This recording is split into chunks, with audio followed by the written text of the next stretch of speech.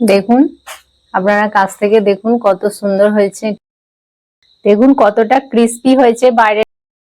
নমস্কার বন্ধুরা, তনুশ্রী রান্নাঘরে আপনাদের সকলকে স্বাগত জানাই। আপনারা সকলে কেমন আছেন? আশা করি ভালো আছেন, সুস্থ আছেন। আমিও ভালো আছি।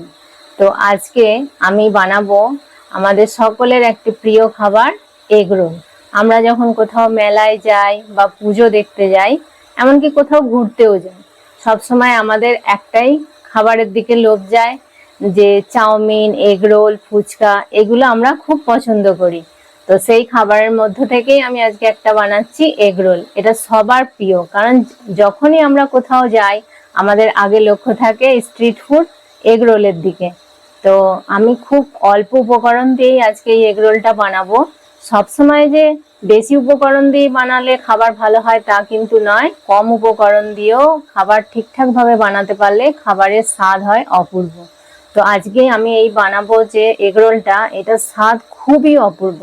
মানে এইটা বানানোর পর থেকে আমি তো আর স্ট্রিট বা রাস্তায় বা কোনো রেস্টুরেন্টে মানে এগরোল খাওয়া ভুলেই গেছি। আমার যখনই ইচ্ছা করে তখন আমি বাড়িতে এইভাবে বানিয়েই খাই, কারণ আমার এই বাড়িতে বানানো এগরোলটা আমার ভীষণ পছন্দের।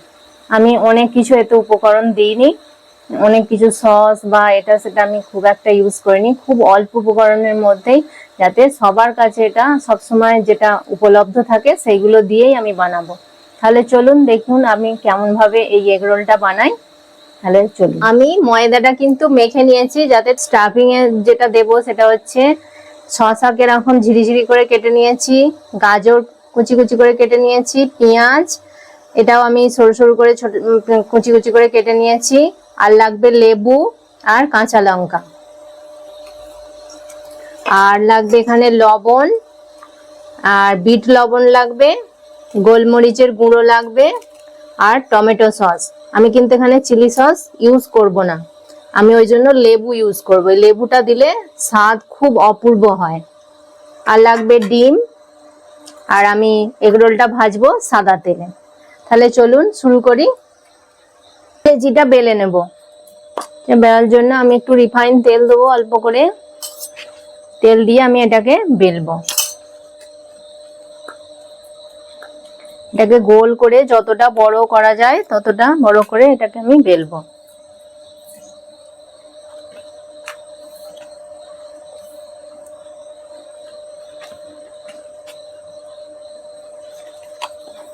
এইভাবে চেপে চেপে ভালো করে বড় করে এটাকে বেলতে হবে।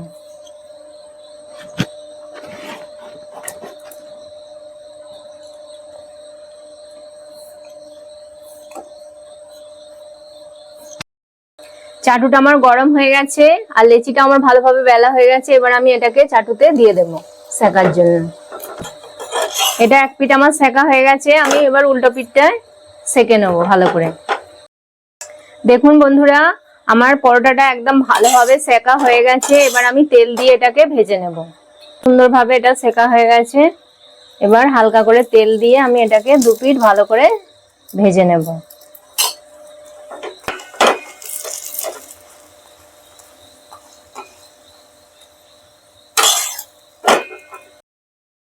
এবার আমি এটা হয়ে গেছে তুলে রাখছি। দেখুন এরকম পর্যায়ে আমি তুলে নিচ্ছি। দ্বিতীয় পরোটাটাও আমি এইভাবে একইভাবে সেকে নিচ্ছি। দেখুন প্রথমেই কিন্তু তেল দেবেন না, শুধু শুকনো চাটুতে দিয়ে আগে ভালোভাবে দু পিঠটা এরকম করে সেকে নেবেন। তারপর অল্প একটু তেল দিয়ে হালকা করে একটু ভেজে নিতে হবে, কারণ ডিম দেবার পর আমি আর একবার ভাজবো। সেই জন্য আমি এখন একটু মোটামুটি হাফ ডান মতো করে নিচ্ছি, নিয়ে রাখবো। তারপর যখন আমি ডিমটা দিয়ে ভাজবো তখন ভালোভাবে আর একবার আমি ভেজে নেবো এটা। তাহলে দেখছেন কতটা সুন্দর হয়েছে।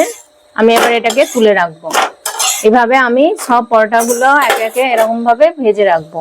তারপর আমি ডিম দিয়ে এটা, এবার আমি ডিমটা ফাটিয়ে নিচ্ছি। দেখুন ডিমটা আমি ফাটিয়ে নিলাম। এবার এতে আমি অল্প লবণ দেব, একটু গোলমরিচের গুঁড়ো দেব, হালকা করে একটু অল্প গোলমরিচের গুঁড়ো দিলাম। এবার এটাকে ভালো করে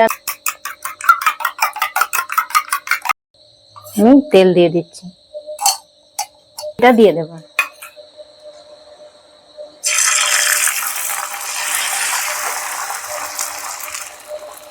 ডিমটাকে এইভাবে একটু ছড়িয়ে দিতে হবে। এইভাবে চাটুটাকে হেলিয়ে হেলিয়ে ডিমটাকে আমি ছড়িয়ে দিচ্ছি। এবার এর উপরে আমি যে পরোটাগুলো সেকে রেখেছিলাম সেগুলো আমি দিয়ে দেব।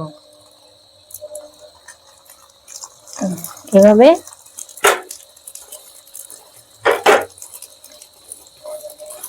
এভাবে দিয়ে এবার আমি এটাকে ভালো করে ভেজে নেব। দেখুন এই পিঠটা আমার ভালোভাবে ভাজা হয়ে গেছে, এই পুরটা ভালোভাবে ভাজা হয়ে গেছে। খুব বেশি কড়া করার দরকার নেই, তাহলে র‍্যাপ করার সময় যখন আপনি কাগজ দিয়ে এটাকে র‍্যাপ করবেন তাহলে এটা বেশি কুড়মুড়ে হয়ে গেলে ঝরে ঝরে পড়বে।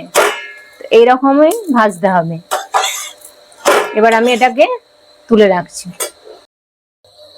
দ্বিতীয় পরোটাটাও দেখুন আমি ভেজে নিয়েছি পুরো একইভাবে। এবার আমি পরোটাটার মধ্যে স্টাফিং গুলো দেব। প্রথমে আমি গোলমরিচের গুঁড়ো দেব, অল্প করে গোলমরিচের গুঁড়ো ছড়িয়ে দিলাম। এরপর দেব আমি শসা কুচি, এরকম লম্বা করে প্রথমে আমি শসাটা দিয়ে দেবো।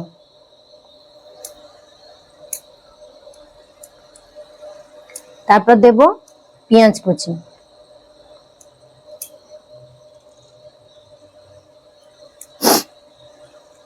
তারপরে গাজর কুচি দিয়ে দেবো,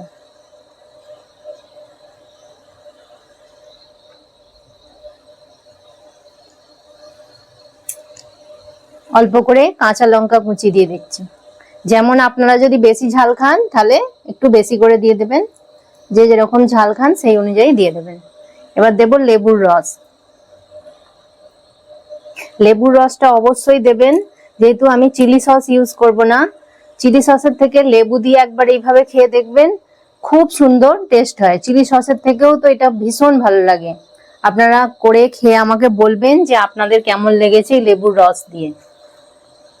এবার আমি দেব ওপর থেকে একটু বিট লবণ, হালকা করে। এই যে আমি লেবুটা দিলাম, এবার এই যে বিট লবণটা দেব, এটা পুরো স্বাদ দুর্দান্ত হয়। এভাবে দিয়ে দিলাম। তারপর দেব আমি টমেটো সস।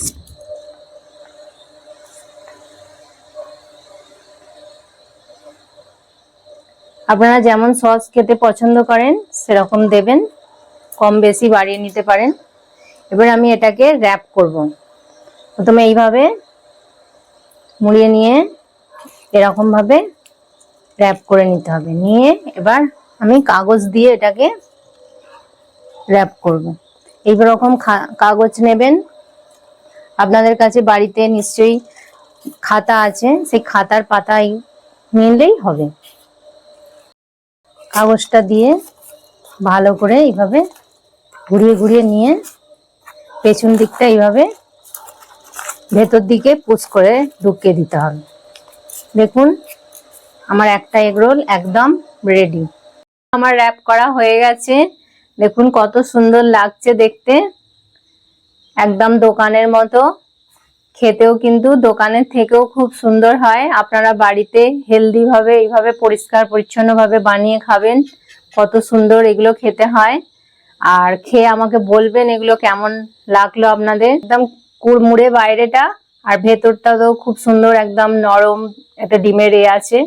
তো আমি আপনাদেরকে খেয়ে বলছি এটা কেমন হয়েছে খেতে। খুব সুন্দর হয়েছে খেতে, দারুণ লাগছে খেতে। তাহলে বন্ধুরা দেখলেন আমি কত সহজেই বানিয়ে ফেললাম। বাড়িতেই এইভাবে আপনারাও এগরোল বানান, বানিয়ে খান, আর খেয়ে আমাকে বলবেন যে আমি যে রেসিপিটা বানিয়েছি আপনাদের কেমন লেগেছে। তো যদি আমার এই এগরোলের রেসিপি আপনাদের ভালো লেগে থাকে তাহলে একটা লাইক করবেন, কমেন্ট করবেন, আর তনুশ্রী রান্নাঘর চ্যানেলটিকে সাবস্ক্রাইব করে দেবেন। আর পাশে থাকা বেল আইকনটি প্রেস করে দেবেন, যাতে সবার আগে ভিডিওর নোটিফিকেশন আপনারা পান। তো আর আপনার বন্ধু বান্ধবদের মধ্যে এই রান্নার ভিডিওটি শেয়ার করে দেবেন। আপনারা ভালো থাকবেন, সুস্থ থাকবেন। ততক্ষণ আমি চলি, নমস্কার।